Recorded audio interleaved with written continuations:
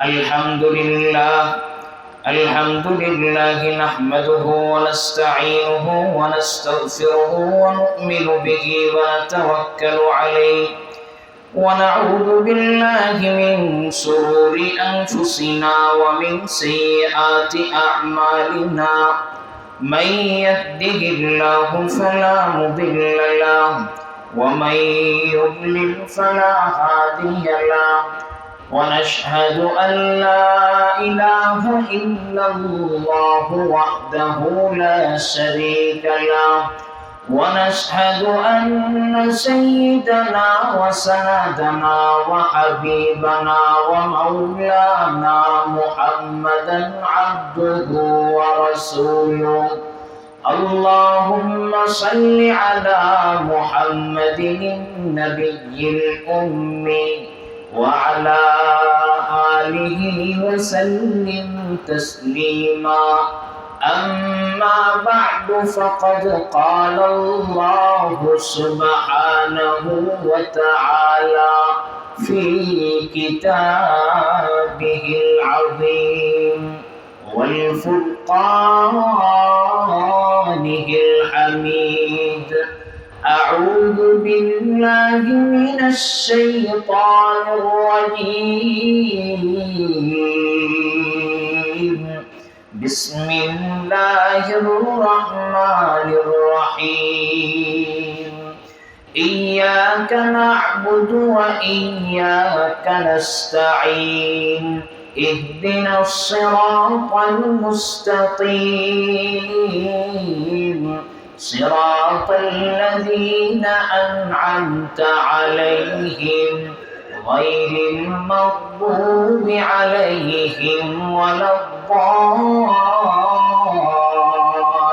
الضالين صدق الله مولانا العظيم اللهم سبحانك لا علم لنا إلا ما علمتنا إنك أنت العليم الحكيم رب زدني علما رب يسر ولا تعسر وتمم علينا بالخير رب اشرح لي صدري ويسر لي أمري واحلل عقدة من لساني يفقه قولي وبك نستعين يا مستعان আলহামদুলিল্লাহ মহান আল্লাহ তাআলার আজিম ও শান শাহী দরবারে শুকরিয়া আদায় করি যে মালিক আমাদেরকে অত্যন্ত মহব্বত করে ভালোবেসে দুনিয়ার মধ্যে শ্রেষ্ঠ জায়গা তথা মসজিদে আসার বসার তৌফিক দান করেছেন সবার আগে মসজিদে আসার বসার তৌফিক দান করেছেন দিনই কিছু কথা বলা এবং শোনার মতো সময় সুযোগ আল্লাহ পাক করে দিয়েছেন এজন্য সকলে উচ্চারণ করি আলহামদুলিল্লাহ অসংখ্য অগণিত দুরূদ ও সালাম পেশ করছি আখিরি নবী শেষ নবী হায়াতুন নবী জিন্দা নবী হযরত মুহাম্মদ মুস্তাফা সাল্লাল্লাহু আলাইহি ওয়াসাল্লামের প্রতি আল্লাহ পাকের কাছে তৌফিক কামনা করছি আল্লাহ সুবহানাহু ওয়া তাআলা যেন কোরআন এবং হাদিসকে সামনে রেখে সঠিক সহি কথাগুলো বলা এবং আমাদের সবাইকে আমলের নিয়তে শোনার তৌফিক দান করেন এজন্য বলি আমিন। আমরা গত সপ্তাহে আলোচনা করছিলাম কোরআনুল কারীমের সবথেকে প্রসিদ্ধ সূরা সূরাতুল ফাতিহা। সূরাতুল ফাতিহা একটা মক্কি সূরা, আয়াতে কারিমা হলো 7টি। এই সূরার অনেক ফজিলত অনেক বরকত রয়েছে। কোরআনুল কারীমের যত সূরা আছে অর্থাৎ 114টা সূরা, তোর মধ্যে থেকে সবথেকে দামি গুরুত্বপূর্ণ সূরা হলো সূরাতুল ফাতিহা। এই সূরার অনেকগুলো নাম আছে, সূরাতুল ফাতিহা, সূরাতুশ শিফা, সূরাতুস সালাত, উম্মুল কোরআন, এই জাতীয় আরো অনেক নাম আছে। এই সূরা পড়ে আল্লাহ রাসূল সাল্লাল্লাহু আলাইহি ওয়াসাল্লাম বলেন হিয়া শিফা মিন কুল্লি দা। এই সূরাতুল ফাতিহা প্রত্যেকটা রোগের ঔষধ। সুবহানাল্লাহ। পেটে ব্যথা হয়েছে নিজেই পড়েন, আগে পড়ে দুরূদ শরীফ পড়ে সূরা ফাতিহা পড়ে ফু দেন, আল্লাহর রহমতে ভালো হয়ে যাবে ইনশাআল্লাহ। এই সূরার এত দাম, এত ফজিলত। তো প্রথম আয়াতে কারিমায় আল্লাহ বলেন আলহামদুলিল্লাহি রাব্বিল আলামিন। যাবতীয় সকল প্রশংসা একমাত্র মহান আল্লাহ তাআলার। আল্লাহর প্রশংসা কেন করব? আল্লাহর প্রশংসা আমরা কেন করব? বলে আল্লাহ তাআলার গুণ আছে এজন্য প্রশংসা করবা। আল্লাহ তাআলা প্রশংসার উপযুক্ত এজন্য মাওলার প্রশংসা করবা। বলে কি কি গুণ আছে তার? বলে এক নাম্বার গুণ রব্বিল আলামিন। আল্লাহর পরিচয় দিচ্ছেন। আল্লাহকে বলে রব্বিল আলামিন, যিনি গোটা জগৎ বানাইছেন তিনি হলেন আল্লাহ। একটা সময় তো এই দুনিয়াতে কিছুই ছিল না, আমিও ছিলাম না, আপনিও ছিলেন না। লাম ইয়াকুন শাইআম মাযকুরা, শুধু ছিলামই না বরং উল্লেখ করার মতো কোনো বস্তু ছিলাম না। কেউ আমাকে নিয়ে আলোচনা করতো না। যখন আসছি তখন আলোচিত হয়েছি, আমাকে নিয়ে আলোচনা করা হচ্ছে। আল্লাহ বলেন আমি এমন রব যে তোমাকে অস্তিত্বহীনতা থেকে অস্তিত্বে আমি আল্লাহ এনেছি। এটা দুনিয়ার আর কারো ক্ষমতা নাই, ক্ষমতা একমাত্র আল্লাহ। অতএব সেই রবের প্রশংসা করবা না তো কার প্রশংসা করবা? একটু ভালো করে বুঝেন। আলামিন গোটা জগৎ বানাইছেন, সব কিছু বানাইছেন।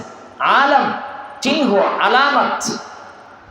বাংলাদেশের পতাকা, এটা বোঝা যায় যে এটা বাংলাদেশের পতাকা, এটা চিহ্ন আলামত। ফিলিস্তিনের পতাকা চিহ্ন, বোঝা যায় যে এটা ফিলিস্তিনের পতাকা। আলামিন, আলামুন এক বছর, আলামিন বহু বছর।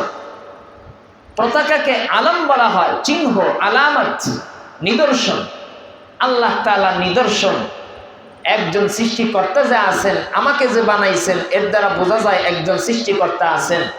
গাছ, তরু, লতা, ফল ফলাদি সব কিছু যে একজন বানাইছেন, তো বোঝা যায় যে একজন সৃষ্টিকর্তা আছে, তিনি হলেন আল্লাহ। অতএব সেই রবের প্রশংসা করবা না তো কার প্রশংসা করবা? এই আয়াতের দিকে যদি আমরা, এই আয়াতের অর্থের দিকে লক্ষ্য করে যদি আমরা নামাজে দাঁড়াই, নামাজে আমাদের মনোযোগ আর ভিন্ন দিকে যাওয়ার কথা না। আমার যখন নামাজে দাঁড়াই তখন আমাদের মন কত দিকে চলে যায়, কেন আসবে? আলহামদুলিল্লাহি রাব্বিল আলামিন আয়াতের অর্থের দিকে লক্ষ্য করেন। যাবতীয় সকল প্রশংসা একমাত্র আল্লাহ, যিনি গোটা জগতের সৃষ্টিকর্তা, লালনকর্তা, পালনকর্তা। অতএব তার প্রশংসাই করতে হবে। এ বান্দা, যখন আপনি আলহামদুলিল্লাহি রাব্বিল আলামিন বলেন তখন আল্লাহ তাআলা আপনার কথার জবাব দেয়। হাদিসে কুদসির মধ্যে আছে আল্লাহ তাআলা যেই কথাগুলো নাযিল করছেন ওই কথাগুলো হয় কোরআনে আছে, নয়তোবা হাদিসে কুদসিতে আছে। হাদিসে কুদসি ওটাও আল্লাহর কথা, নবীজির মাধ্যমে আল্লাহ বলাইছেন। হাদিসে কুদসির মধ্যে আছে যখন বান্দা আলহামদুলিল্লাহি রাব্বিল আলামিন পাঠ করে তখন আল্লাহ তাআলা বলে হামিদানি আবদি, আমার বান্দা আমার প্রশংসা করেছে। দুনিয়ার মধ্যে যখন কার প্রশংসা করা হয় তখন ওই ব্যক্তি খুশি হয় কি হয় না? আরেকটু জোরে খুশি হয়ে যায়। আহকামুল হাকিমিন রব্বুল আলামিন তার প্রশংসা আপনি করলেন তো তিনি কি পরিমাণ খুশি হবে এবার একটু চিন্তা করেন। আপনার কথার জবাব দেয় হামিদানি আবদি, আমার বান্দা আমার প্রশংসা করেছে, আমার বান্দা আমার গুণগান গুণকীর্তন করেছে, আমি আল্লাহ তার কথার জবাব দেই। সুবহানাল্লাহ। এবার চিন্তা করেন ইমাম সাহেব যখন কেরাত শুরু করে আলহামদুলিল্লাহি রাব্বিল আলামিন, মাসালাগুলো মুসল্লিরা চুপ থাকবে, কারণ ইমাম সাহেবের কেরাত মুসল্লিদের কেরাতের অন্তর্ভুক্ত হয়ে যায়, কায়েম মাকাম হয়ে যায়, মুসল্লিদের কেরাত পড়া লাগে না। তো যখন ইমাম সাহেব অথবা একাকী যিনি নামাজ পড়ছেন তখন বলে আলহামদুলিল্লাহি রাব্বিল আলামিন, যাবতীয় সকল প্রশংসা একমাত্র মহান আল্লাহ তাআলার, যিনি গোটা জগৎ বানাইছেন। আল্লাহ তাআলার সাথে সাথে জবাব দেয় হামিদানি আবদি, আমার বান্দা আমার প্রশংসা করেছে। আলহামদুলিল্লাহ আমরা কেন প্রশংসা করবো আল্লাহ? এক নাম্বার বলে উনি গোটা জগৎ বানাইছেন। দুই নাম্বার আর রহমান, তিনি এত দয়ালু যে একজন কাফেরের রিজিকও আল্লাহ বন্ধ করে না। এত দয়ালু, ইয়া রহমান দুনিয়া, দুনিয়ারও রহমান, আখিরাতের রহমান। মুমিনদের উপরেও আল্লাহ দয়া করেন, কাফের বেঈমান নাফরমানদের উপরেও আল্লাহ দয়া করেন। অতএব তার প্রশংসা করবা না তো কার প্রশংসা করবা? আর রাহিম, কাল কিয়ামতের ময়দানে এই রাহিম সিফাতটা অত্যন্ত প্রয়োজন আমাদের জন্য। কারণ এই রাহিম সিফাতটা একমাত্র মুমিন মুসলমান ইমানদার বান্দাদের জন্য খাস। কোন কাফের বেঈমান নাফরমান গুনাহগারদের জন্য এই সিফাতটা প্রয়োগ হবে না। অতএব ওই দিন আল্লাহ তাআলা এই সিফাত প্রয়োগ করবেন, তো তার প্রশংসা করবা না তো কার প্রশংসা করবা? যখন দ্বিতীয় আয়াত পাঠ করে বান্দা আর রহমানির রহিম, তখন আল্লাহ বলেন আসনা আলাইয়া আব্দি, আমার বান্দা আমার গুণ কীর্তন করেছে। সুবহানাল্লাহ, একটু জোরে বলেন। আপনি নামাজে দাঁড়ান, আপনি তেলাওয়াত করেন, আপনার কথার জবাব সাথে সাথে আল্লাহ তাআলা দিয়ে দিচ্ছেন। তো নামাজে মজা পাবেন না তো কোথায় পাবেন আর মজা?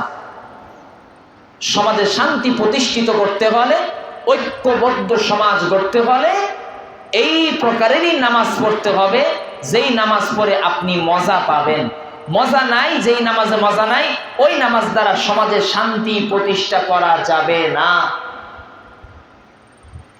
নামাজই ঠিক নাই তো আর কি ঠিক থাকবে? মসজিদের ভিতরে ঠিক নাই তো বাহিরে কিভাবে ঠিক হবে? আগে মসজিদের ভিতর ঠিক করেন, এরপর বাহির এমনি এমনি ঠিক হয়ে যাবে। মালিকি ইয়াউমিদ্দিন, ৩ নাম্বার মালিকি ইয়াউমিদ্দিন, কাল কিয়ামতের ময়দানে মালিক একমাত্র আল্লাহ। লিমানিল মুলকুল ইয়াউম, আজকের দিনের রাজত্ব কার? লিল্লাহিল ওয়াহিদিল কাহ্হার, শক্তিধর একমাত্র শক্তিধর আল্লাহ। ওই দিনের রাজত্ব আর কারো থাকবে না। আইনা কারুন, আজকে কারুন কোথায়? হামান, আজকে হামান কোথায়? সাদ্দাত, আজকে সাদ্দাত কোথায়? দুনিয়ার বড় বড় ক্ষমতাশীলওয়ালারা আজকে কোথায়? আজকের রাজত্ব একমাত্র আল্লাহ। দুনিয়ার আর কারো রাজত্ব দিন থাকবে না। এ বান্দা একটু ভালো করে বুঝেন, গত সপ্তাহে বুঝাইছিলাম মালিক সিফাত আল্লাহ প্রয়োগ করছেন। যিনি বিচার করেন তাকে আরবিতে বলা হয় হাকিম, বিচারক। বিচারক যিনি বিচার করেন তাকে বলা হয় হাকিম, বিচারক। তো আল্লাহ তাআলা তো ওই দিন বিচার করবেন, তো আল্লাহ তাআলা হাকিম না বলে মালিক কেন বললেন? গভীরভাবে বুঝেন, লক্ষ্য কইরা শুনেন। আল্লাহ তাআলা হাকিম না বইলা মালিক বলছেন এজন্যে, মালিক যিনি তিনি পুরাটা জিনিসের ক্ষমতার অধিকারী। যেমন ধরেন আমার এই যে টুপিটা, এই টুপিটা আমি যদি চাই তাহলে 10 টাকাও বিক্রি করতে পারি, কারণ মালিক আমি। আবার যদি চাই 5,000 টাকায়ও বিক্রি করতে পারি, কারণ মালিক হলাম আমি। এখানে আপনার বাধা দেওয়ার কোনো ক্ষমতা আছে? নাই। কিন্তু যদি আমি একজনকে বলি এই টুপি 5,000 টাকার কমে বিক্রি করবা না, তো বলেন ওই ব্যক্তি কি বিক্রি করতে পারবে?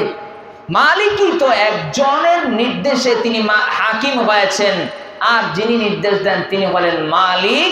তো আল্লাহ তাআলা ওই দিন মালিক হবেন, অর্থাৎ আল্লাহ তাআলার অনুগ্রহে যাকে ইচ্ছা তাকে হয়তোবা মুক্তি দিবেন, যাকে ইচ্ছা হয়তোবা শাস্তি দিবেন, এটা আল্লাহর ইচ্ছা। এজন্য আল্লাহ তাআলা মালিক শব্দ প্রয়োগ করছেন। যদি হাকিম শব্দ প্রয়োগ করত তাহলে আমরা ওই কঠিন ময়দানে বাঁচতে পারতাম না। এজন্যই আল্লাহ তাআলা মালিক শব্দ প্রয়োগ করেছে। তো এবার বুঝেন, তো নামাজে এত এত সুন্দর অর্থ, যদি অর্থের দিকে তাকান তো নামাজে মজা পাইবেন না কেন? আল্লাহ তাআলা আমাদের সবাইকে বুঝার তৌফিক দান করুন। ইয়াকা না'বুদু ওয়া ইয়াকা নাস্তাঈন, আল্লাহ তাআলা বলেন ইয়াকা না'বুদু, আমরা আপনারই ইবাদত করি। সবাই আমার সাথে আওয়াজ করে বলবেন আমরা কার ইবাদত করি? আল্লাহ। আর একটু জোরে বলেন কার? ইয়াকা না'বুদু, আমরা আপনারই ইবাদত করি। এখন ইবাদত কি? ইবাদত কাকে বলে? ইবাদত কাকে বলে? ইবাদত বলা হয় ইবাদত বলা হয় আকসা গায়াতুল খুদু' ওয়াত তাদাল্লুল, চূড়ান্ত সীমায় বিনয় ও নম্রতা প্রকাশ করাকেই ইবাদত বলে। চূড়ান্ত সীমা নম্রতা প্রকাশ করাকে, বিনয় প্রকাশ করাকেই ইবাদত বলে। কপাল এটা উঁচু জিনিস, কপাল এটা সম্মানিত জিনিস, মাটি এটা নিচু জিনিস। মাওলার কদমে আপনার এই সম্মানিত জিনিসটাকে মিটায়া দিবেন, এটার নামই হলো ইবাদত। উঁচু জিনিসটাকে বিনয় প্রকাশার্থে নিজেকে ছোট মনে করে একমাত্র আল্লাহর রাহেই সঁপে দিতে হবে, এটার নামই হলো ইবাদত। এজন্যে চূড়ান্ত নম্রতার সাথে বিনয় প্রকাশের মাধ্যমে ইবাদত করতে হবে। ভাব প্রকাশ নিয়ে, অহংকার ভাব নিয়ে ইবাদত করলে সেটাকে ইবাদত বলবে না। এজন্যে আমরা যথাসাধ্য চেষ্টা করব একেবারে আল্লাহ রাসূল সাল্লাল্লাহু আলাইহি ওয়াসাল্লাম যেভাবে নামাজ পড়তে বলছেন ওইভাবেই আমরা নামাজ পড়ার চেষ্টা করব। এটাকেই বলা হয় ইবাদত। আল্লাহ তাআলা আমাদেরকে বানাইছেন এই লক্ষ্যে। দলিল কোরআনুল কারীমের আয়াত আছে, ওয়ামা খালাকতুল জিন্না ওয়াল ইনসা ইল্লা লিয়াবুদুন। আল্লাহ বলেন আমি জিন এবং ইনসান জাতিকে বানাইছি একমাত্র ইবাদত করার জন্য। অতএব এই দুইটা জাতিকে আমি আল্লাহ ইবাদত করার জন্য বানাইছি। জিন এবং ইনসানকে আমি আল্লাহ ইবাদত করার জন্য বানাইছি। কিন্তু আমি যদি আজকে প্রশ্ন করি ভাই ইবাদত করেন, বলে না না। বলে কেন? বলে সময় পাই না, পেরেশানি, রিজিকের পেরেশানি, দরিদ্রতার পেরেশানি, দুনিয়ার লোভ, এই কারণে আমরা ইবাদত করি না। তাহলে আল্লাহ তাআলা আমাদেরকে যেই উদ্দেশ্যে বানাইছেন, জোরে আওয়াজ করে বলেন, সেই উদ্দেশ্য কি আমরা পূর্ণ করতেছি কি করতেছি না? তাহলে শান্তির আশা করেন কেন? তাহলে শান্তির আশা করেন কেন? আল্লাহ তো আপনাকে বানাইছে ইবাদত করার জন্যে, আপনি কেন ইবাদত করেন না? সমস্যা কি? আহা, আমাদের সমাজে এরকমও মানুষ আছে মাসকে মাস মসজিদে হাজির নাই, নামাজ পড়ে না। বলে কেন? বলে কাজ না করলে খাওয়াইবে কে? কাজ না করলে খাওয়াইবে কে? এটা হলো তার যুক্তি, দলিল। কোরআন হাদিস থেকে আমরা এতটা দূরে সরে গেছি যে সঠিক কথাগুলো আমাদের এলেমে, আমাদের জ্ঞানে নাই। এই ছোট্ট একটা বিষয়, একটা ঘটনা মনে পড়ে গেল, হাদিসের ঘটনা। দুইজন সাহাবী আল্লাহ রসুলের কাছে গেছেন। যাওয়ার পরে দেখতেছেন আল্লাহ রসুল সাল্লাল্লাহু আলাইহি ওয়াসাল্লাম কাজ করছেন, তো তারাও তাদের কাজের সাথে শরীক হয়েছে। হওয়ার পরে কাজ শেষ, আল্লাহ রাসূল সাল্লাল্লাহু আলাইহি ওয়াসাল্লাম তাদেরকে বললেন আল্লাহ তাআলা তোমাদের মঙ্গল করুক। আল্লাহ রাসূল সাল্লাল্লাহু আলাইহি ওয়াসাল্লাম তাদের মঙ্গলের জন্য দোয়া করলেন। শেষে বললেন খবরদার, তোমাদের মাথা নিচু হওয়া পর্যন্ত রিজিকের ক্ষেত্রে তোমরা রিজিকের জন্য নৈরাশ হইও না। আল্লাহ রাসূল বললেন তাদেরকে তোমরা রিজিকের জন্য নৈরাশ হইও না। কত সময় পর্যন্ত? বলে তোমাদের মাথা নিচু হওয়া পর্যন্ত। মাথা নিচু হওয়া মানে মৃত্যু পর্যন্ত। অতএব মৃত্যু পর্যন্ত তোমরা রিজিকের জন্য পেরেশানি করিও না। কার কথা? রাসূল সাল্লাল্লাহু আলাইহি ওয়াসাল্লাম বলছেন। কেন? বলে কারণ হইল তুমি যখন দুনিয়াতে আসছিলা তখন তোমার পরনের কোনো বস্ত্র, পরনের কোনো কাপড় ছিল না, খাওয়ার কোনো কিছু ছিল না, সব কিছুর ব্যবস্থা আমি আল্লাহ করেছি। অতএব আজও আমি আছি, তোমরা রিজিকের জন্য পেরেশানি করিও না, আমি আল্লাহ তোমাদের রিজিকের ব্যবস্থা করে দিব। ওমা মিন দাব্বাতিন ফিল আরদি ইল্লা আলাল্লাহি রিজকুহা। আল্লাহ তাআলা বলেন দুনিয়ার মধ্যে যত বিচরণকারী প্রাণী আছে, আমার সাথে আওয়াজ করে বলবেন মানুষ বিচরণকারী প্রাণী কিনা? মানুষ চলে না, মাছ চলে না, পশু পাখি তরলতা চলে না, পশু পাখিগুলো চলে না, তাদের রিজিকের ব্যবস্থা কে করেন? আচ্ছা, পাখির কি হাত আছে? আরেকটু জোরে বলেন। তাদের বাচ্চারও রিজিকের ব্যবস্থা কে করেন?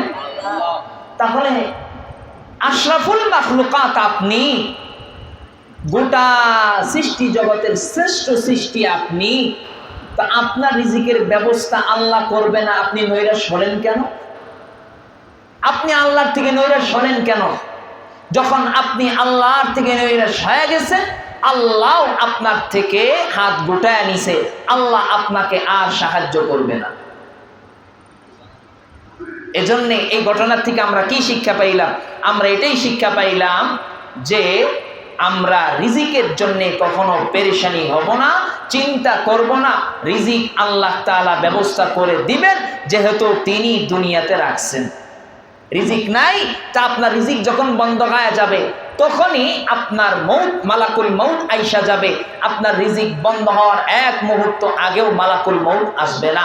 আপনার রিজিক আছে তো, আপনার দুনিয়াতে হায়াত আছেন আপনি, তো মনে করবেন আপনার রিজিকও আছে, এটা মনে করতে হবে। হাদিসে কুদসির মধ্যে রাসূল সাল্লাল্লাহু আলাইহি ওয়াসাল্লাম ইরশাদ করেন, হে বনি আদম, তোমাদেরকে ইবাদতের জন্য আল্লাহ তাআলা বানাইছেন, অতএব তোমরা নিজেকে ইবাদতের জন্য ব্যস্ত করে ফেলো, ব্যস্ত করে ফেলো। হাদিসে কুদসির মধ্যে আল্লাহ তাআলা স্বয়ং নিজে বলছেন, বনি আদম সন্তানেরা, তোমাদেরকে ইবাদতের জন্য বানানো হয়েছে, অতএব তোমরা ইবাদতের জন্য নিজেকে ব্যস্ত করে ফেলো, ব্যস্ত করে ফেলো। এবার বুঝেন আল্লাহ তাআলা আমাদেরকে বানাইছেন কেন? ইবাদতের জন্য। আরেকটু বলেন, আরেকটু জোরে আওয়াজ করে বলেন, কেন? ইবাদতের জন্য বানাইছেন। আল্লাহ রাসূল, আল্লাহ তাআলা নিজেই বলছেন, অতএব তোমরা নিজেকে ইবাদতের জন্য ব্যস্ত করে ফেলো, সদা সর্বদা ইবাদতের মধ্যে কাটায় দাও। আমি এর ব্যাখ্যা পূর্বেও করেছি, আজকেও সামান্যভাবে বলি। ফজরের নামাজের পর আপনি একেবারে জোহর পর্যন্ত সময় পাইলেন, কতটা সময় দেখছেন?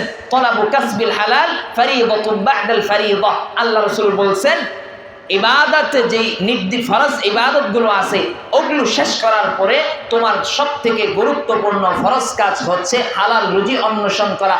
নির্দিষ্ট আল্লাহ তাআলাই নিজেই দিয়েছেন, কোরআনে কারিমে আয়াতে কারিমে অভাব নাই। তোমরা হালাল রুজি অন্বেষণ করো, হালাল রুজির জন্য ছড়িয়ে যাও, ছিটিয়ে যাও। নির্দেশ আল্লাহই দিয়েছেন। আপনার রিজিক আল্লাহ তাআলা বন্ধ করে ঘরে বসে থাকতে বলে নাই, সারাদিন মসজিদে কাটায় দাও সেটা বলে নাই। ফরজ ইবাদতগুলো ঠিক মতো করো, আল্লাহ তাআলা সেটা নির্দেশ নিজেই দিচ্ছেন। আল্লাহ তাআলা বলেন, আমি আল্লাহ তোমাদেরকে বানাইছি ইবাদতের জন্য, অতএব তোমরা নিজেদেরকে ইবাদতে ব্যস্ত করে ফেলো। এখন ব্যস্ত করে ফেলো, পুরস্কার আছে না নাই? আরেকটু জোরে, কি পুরস্কার দেখেন।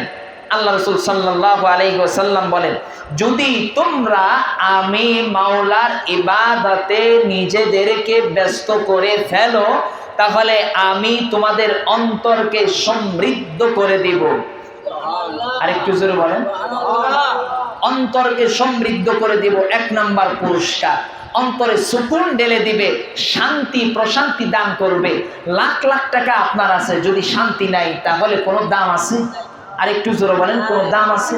কোনো দাম নাই। লাখ লাখ টাকা আপনার আছে, শান্তিতে বসবাস করতে পারলেন না, কোনো দাম নাই।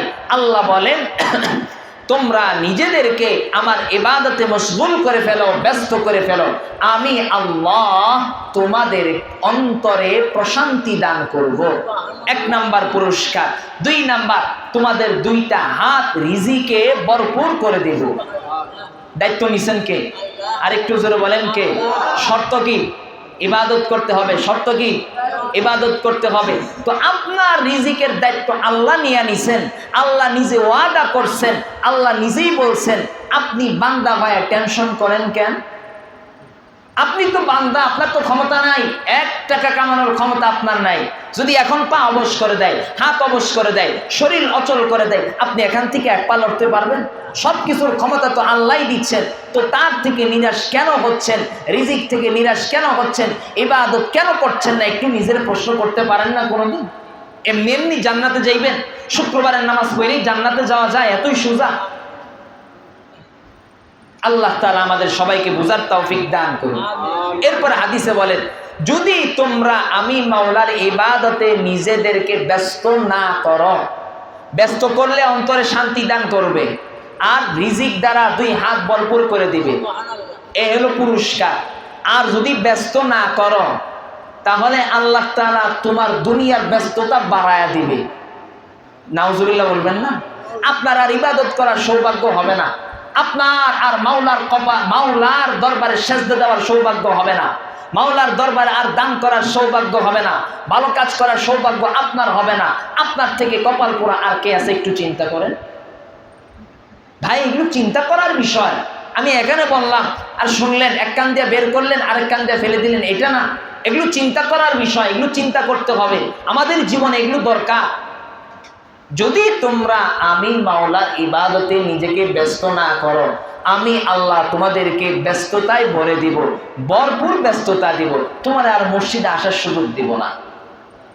রিজিক নাই। গত কিছুদিন আগে আমি একজনকে প্রশ্ন করলাম, এই এলাকার মানুষ, ভাই জুমার নামাজে যান নাই কে? কই কাজ না করলে খাওয়ান দিব কে? এই এলাকার মানুষ কাজ না করলে খাওয়ান দিব কে? এই কথা সে কেন বলল? তার এতটুকু কি জ্ঞান নাই যে রিজিকের মালিক আল্লাহ নিয়ে নিছে, আমি যদি ইবাদত করি আমার মাওলা আমার রিজিক দিব? যদি আমি নিজেকে ইবাদতে ব্যস্ত করে ফেলি, পুরস্কার দুইটা, অন্তরে শান্তি দান করবে। 2 নাম্বার পুরস্কার, 2 হাত দ্বারা আল্লাহ তাআলা রিজিকে ভরপুর করে দিবে।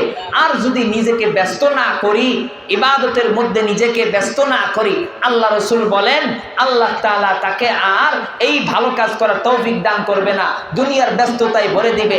1 নাম্বার শাস্তি। 2 নাম্বার শাস্তি, ওই বান্দা যদি দরিদ্র থাকে তাহলে ওই বান্দা দরিদ্রতা আরো বাড়ায় দিবেন। নাউজুবিল্লাহ, একটু জোরে বলেন। তাহলে ধনী হওয়ার ঔষধ হলো ইবাদত করা। জোরে বলেন, কি করা? জোরে বলেন।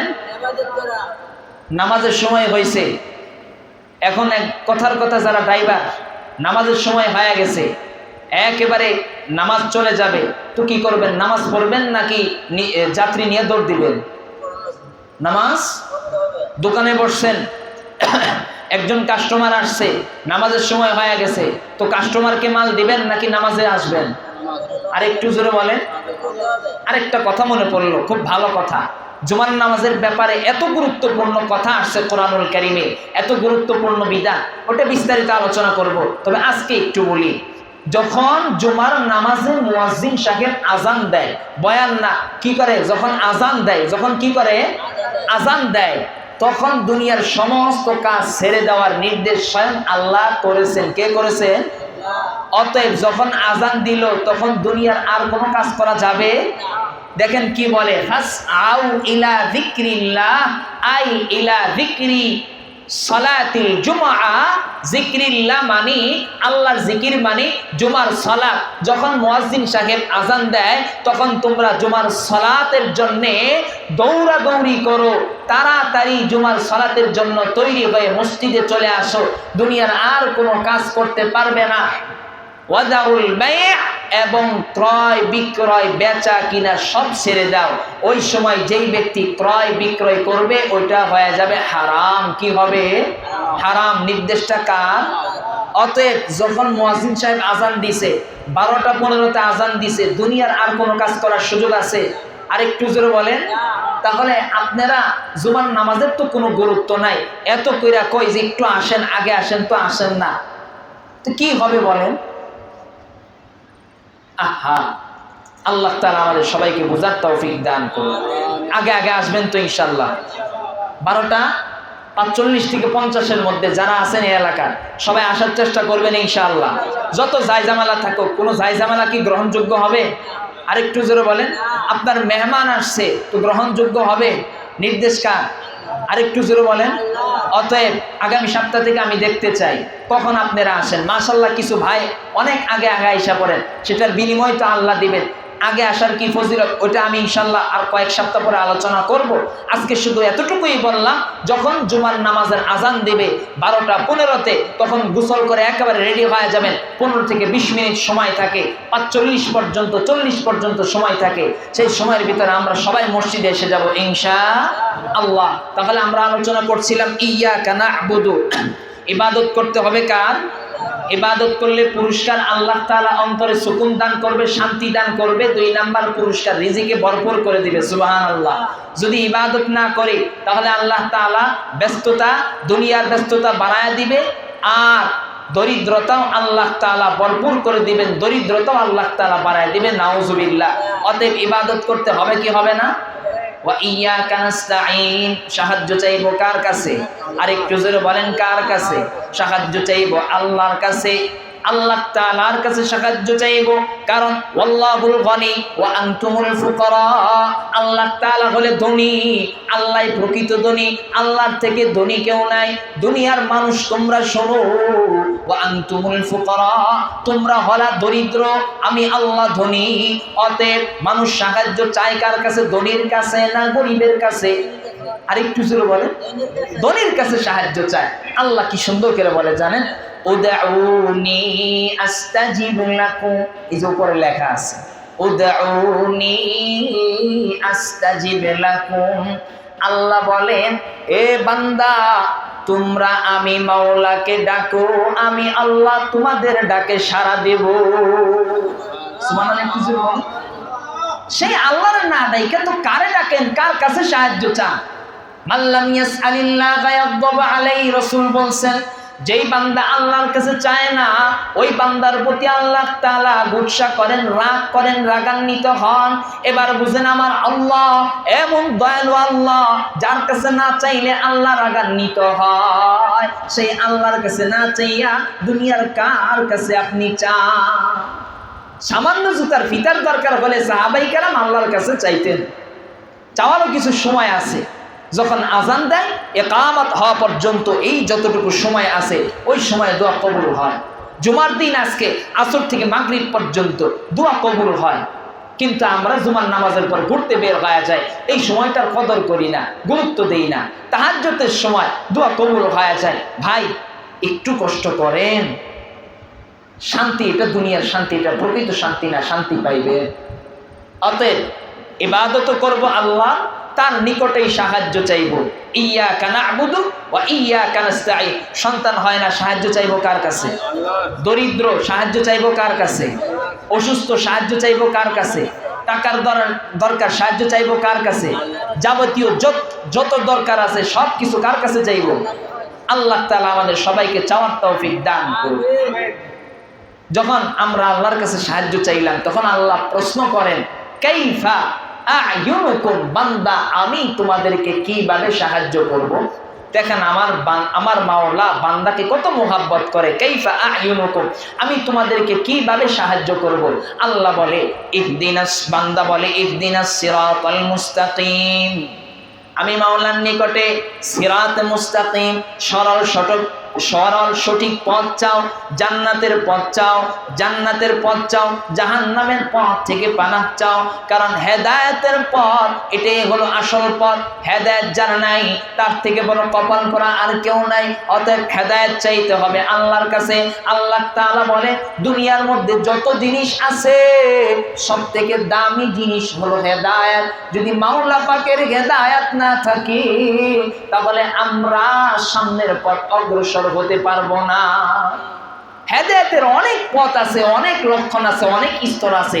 সব থেকে অনেকগুলো স্তর থেকে একটা স্তর হইল আকলে সালিম, একটা সুস্থ কলব, সুস্থ হৃদয়। হাওয়াস খামসা, 5টা অঙ্গ আছে, এই সমস্ত অঙ্গগুলো সুস্থ থাকা, এটা হেদায়েতের একটা লক্ষণ। অতএব যার এগুলো আছে, যার সুস্থ হৃদয় আছে, সে কোরআন হাদিস বুঝতে পারবে। যার সুস্থ হৃদয় নেই, সে কোরআন হাদিস বুঝতে পারবে না। আর যে কোরআন হাদিস বুঝতে পারবে না, সে তো হেদায়েতের পথ পাইবে না। অতএব আল্লাহ তাআলা বলতেছেন, কাইফা আ'য়ুনুকুম, আমি তোমাদেরকে কিভাবে সাহায্য করব? বান্দা বলে ইহদিনাস সিরাতাল মুস্তাকিম, তোমরা আমি মাওলার নিকট সরল সঠিক পথ চেয়ে আমি মাওলার নিকট সাহায্য প্রার্থনা করো। অন্যগুলো তো সাহায্য চাইবই, খাস করে হেদায়েতের পথ চাইবো। এজন্যই বলবো, আল্লাহ আপনি আমাদেরকে হেদায়েতের পথ দান করেন। জোরে বলি আমিন। আরেকটু জোরে বলি আমিন। যখনই হাত তুলবো বলবো ইহদিনাস সিরাতাল মুস্তাকিম, আয় আল্লাহ আপনি আমাদেরকে হিদায়াতের পথ দান করেন। ইহদিনাস সিরাতাল মুস্তাকিম সিরাতাল্লাযীনা আন'আমতা আলাইহিম, ওই সমস্ত লোকদের পথ যাদের প্রতি আপনি অনুগ্রহ করেছেন, যাদের প্রতি আপনি দয়া করেছেন, যাদের উপর আপনার নিয়ামত আছে, অর্থাৎ মুফাসসিরিনে কেরাম তাফসীর করে বলেন ওই সমস্ত লোকদের পথ যাদের প্রতি আপনি সন্তুষ্ট। তো সন্তুষ্ট কাদের প্রতি? বলে নবীগণের প্রতি সন্তুষ্ট, সিদ্দিক যারা আছেন তাদের প্রতি সন্তুষ্ট, শুহাদা যারা আল্লাহর রাস্তায় শহীদ হয়েছেন তাদের প্রতি আল্লাহ সন্তুষ্ট, যারা নেককার তাদের প্রতি আল্লাহ সন্তুষ্ট, যারা সালেহ সৎকার বান্দা তাদের প্রতি আল্লাহ সন্তুষ্ট। তো তাদের পথ আপনি আমাদের সবাইকে দান করেন, জোরে বলি আমিন। এই পথটা আমরা চাইবো ইনশাআল্লাহ। গায়রিল মাগদুবি আলাইহিম ওয়ালাদ-দাল্লিন, সর্বশেষ আয়াতে আল্লাহ কি বলেন? গায়র, ওই সমস্ত লোকদের পথ চাইও না, ওই সমস্ত লোকদের পথ থেকে নিজেকে বিরত রাখো। আল্লাহর কাছে বলো, আল্লাহ ওই সমস্ত লোকদের পথ তুমি দিও না। গায়র আল মাগদুব, যাদের প্রতি আপনি রাগান্বিত হয়েছেন, খবরদার ওই সমস্ত লোকদের প্রতি, ওই সমস্ত লোকদের পথ আপনি আমাদেরকে দান করিলেন না। গায়রিল মাগদুবি আলাইহিম ওয়ালাদ-দাল্লিন, এবং যারা পথভ্রষ্ট লাইনচ্যুত হেদায়েতের পথ থেকে ছিটকে পড়ে গেছে তাদের পথ আপনি আমাদেরকে দান করিলেন না, জোরে বলি আমিন। তাহলে সূরা ফাতিহার খুলাসা হলো, এক নম্বরে আমরা প্রশংসা করব কার? যাবতীয় সমস্ত প্রশংসা করব কার? আলহামদুলিল্লাহি তামলাউল মিজান। রাসূল বলছেন আলহামদুলিল্লাহ বাক্যটা কিয়ামতের ময়দানে পুরা পাল্লাটা ভারী করে দিবে। অতএব যাবতীয় সকল প্রশংসা একমাত্র আল্লাহর করব। দুই নাম্বার, ইয়্যাকা না'বুদু, সাহার ইবাদত করব একমাত্র আল্লাহ। ইবাদত করার ক্ষেত্রে এখানে আমরা আর কাউকে শরীক করব না, কোনো গায়রুল্লাহকে আমরা শরীক করব না। যথা সদা সর্বদাই সব সময় আমরা মাওলার ইবাদত করব। ওয়া ইয়্যাকা নাস্তাঈন, 3 নম্বর মেসেজ হলো সাহায্য চাইবো আল্লাহর কাছে, যাবতীয় সকল সাহায্য আল্লাহর কাছে চাইবই চাইবো। বিশেষ করে ইহদিনাস সিরাতাল মুস্তাকিম সিরাতাল্লাযীনা আন'আমতা আলাইহিম গায়রিল মাগদুবি আলাইহিম ওয়ালাদ-দাল্লিন। আমরা চাইবো আল্লাহ আপনি আমাদেরকে হেদায়েতের পথ দান করেন, নবী রাসূল শহীদ সিদ্দিক শুহাদা সালেহ নেককার বান্দাদের পথ আমাদের দান করেন, জোরে বলি আমিন। খবরদার ওই সমস্ত ব্যক্তিদের পথ আপনি আমাদেরকে দান করেন না।